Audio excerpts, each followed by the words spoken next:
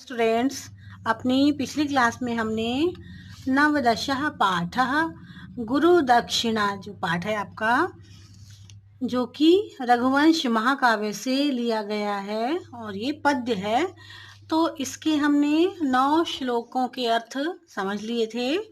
10वां श्लोक है आपका, जनस्य साकेत निवासिनस्तौ द्वावप्य भूताम भिनद्य सत्वौ गुरु प्रदेयाधिकानिः स्पृहोऽर्थी नृपोऽर्थी कामादधिक प्रदश्च।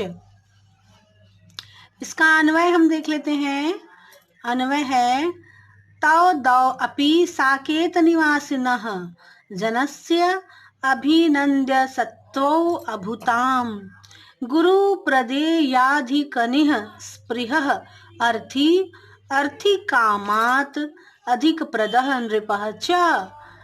इसका शब्दार्थ है, तौ दौ अर्थात वे दोनों दाता और याचक दोनों के लिए यहाँ पर कहा गया है। तौ दौ वे दोनों, साकेत निवासिनः जनस्य अयोध्या निवासी लोगों का, अभिनंद्य सत्वौ तो कैसे थे वो दोनों, अभिनंदन के पात्र थे।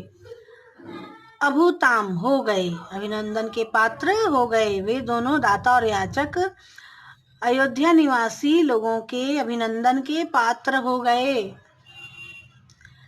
गुरु प्रदेयाधिकनिः स्पृहः, गुरु दक्षिणा से अधिक न लेने का इच्छुक अर्थी अर्थात याचक कौत्स जो था वह है, जो कि गुरु दक्षिणा से अधिक लेने की इच्छा नहीं रखता था।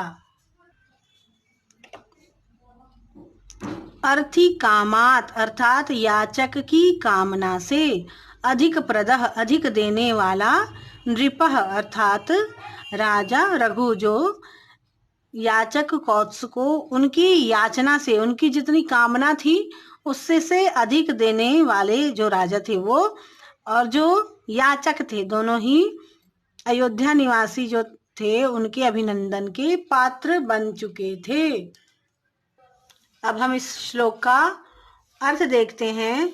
वे दोनों दाता रघु और याचक कौत्स अयोध्या निवासी लोगों के अभिनंदन के पात्र हो गए। एक तो गुरु दक्षिणा 14 करोड़ से अधिक न लेने का इच्छुक जो था याचक अर्थात कौत्स, और दूसरे जो याचक की कामना से अधिक देना चाहते थे वो राजा रघु। तो इस तरह से हमने अभी इस पाठ में हमने पढ़ा कि कितनी अच्छी बात है कि जो पहले के लोग होते थे वो जितना मांगते थे, जितना मतलब उनको आवश्यकता है, जितनी धनराशि की या जितनी भी आवश्यकता है उससे अधिक वो लेने की इच्छा नहीं रखते थे। और इधर जो देने वाले होते थे वो जो याचक की जितनी कामना है उससे अधिक देने की इच्छा रखते थे।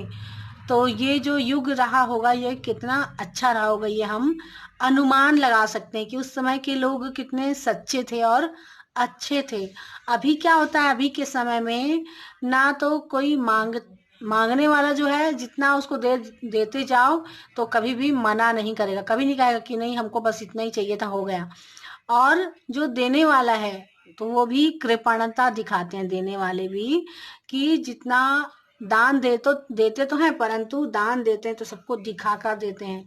जबकि पहले के लोग जो सतयुग के जो लोग थे वो दान देकर भी सिर अपना नीचा रखते थे कि किसी को पता न चले कि हमने ये दान दिया है, हमने किसी पर उपकार किया, तो ये बात किसी को पता ना चले, इसलिए वो चुपचाप गुप्त दान किया करते थे, किसी को पता ना चले। परंतु यहाँ पर प्रत्यक्ष दान है जो कि वो मांग रहे हैं कौत्स, परंतु वो जितना दान चाहते हैं उतना ही, जितना उनको देना है अपने गुरु को उतना ही दान चाहते हैं वो राजा से, उससे एक भी मुद्रा ज्यादा नहीं। परंतु जो दान देने वाला है वो चाहता है कि मैं बहुत सारा दान दे दूं, जितनी उनको आवश्यकता नहीं है उससे भी ज़्यादा। तो ये बात जो है ये हमको प्रेरणा देती है, इससे हमको प्रेरणा मिलती है कि किस तरह से हमको अपना जीवन चलाना है। अगली क्लास में हम इस पाठ के अभ्यास के प्रश्नों को हल करेंगे।